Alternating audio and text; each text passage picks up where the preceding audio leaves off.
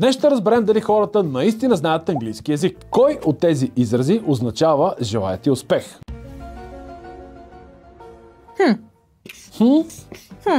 Дай да видим. Ха! Точно така. А. Брека лек. Как така бе? Каква е правилната форма на глагола отивам в английския?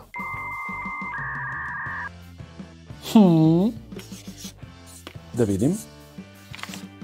Ха! Точно така. Ако някой го сбърка... Отговор Б. Went. Кой от следните изрази означава вали много силно?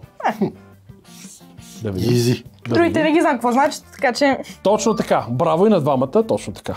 Много ги знаем, бе. Какво трябва да кажеш, когато искаш да платиш в ресторант?